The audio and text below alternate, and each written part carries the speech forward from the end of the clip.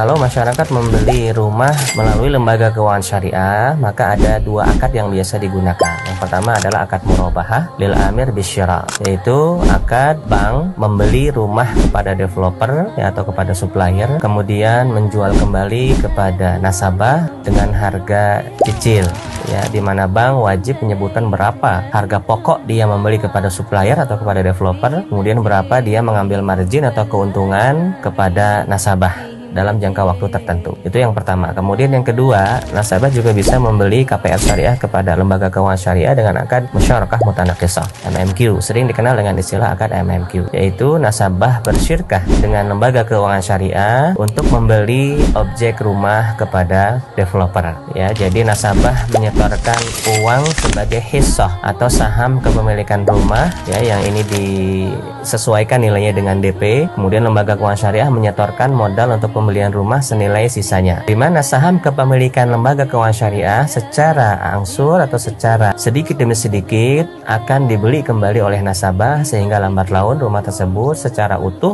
menjadi milik nasabah. Untuk skema KPR syariah menggunakan lembaga keuangan syariah dengan secara inden ya, maka akad yang digunakan adalah murabahah atas lahan, kemudian istisna konstruksi, atau ya bisa juga nasabah pesan murabahah lahan kemudian ijarah konstruksi. Ya, di beberapa lembaga keuangan syariah menamakan akad-akad tersebut memang berbeda-beda. Ada yang menyebutnya dengan murabahah bundling, ada yang menyebutnya dengan akad istisna, ada yang menyebutnya dengan murabahah paket ya.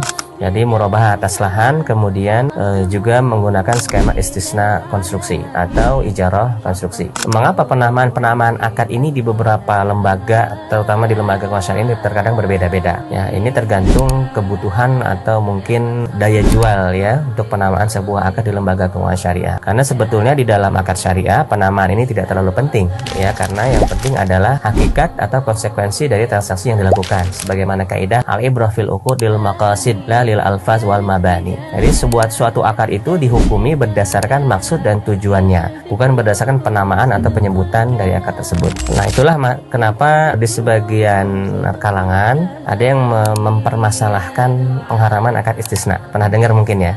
Jadi dipecah menjadi murabahah lahan dan ijarah konstruksi. Padahal secara praktek sama. Iya, enggak, secara proses sama, hanya sekedar penamaannya saja. Nah, ini yang saya maksudkan mengapa penamaan itu tidak terlalu penting kalau hakikatnya adalah sama. Jadi kita mau menyebutkan skema KPR inden ini KPR inden, atau murabahah bundling, atau murabahah paket, ataupun istisna, ataupun ijarah, itu enggak ada masalah ya, selama skema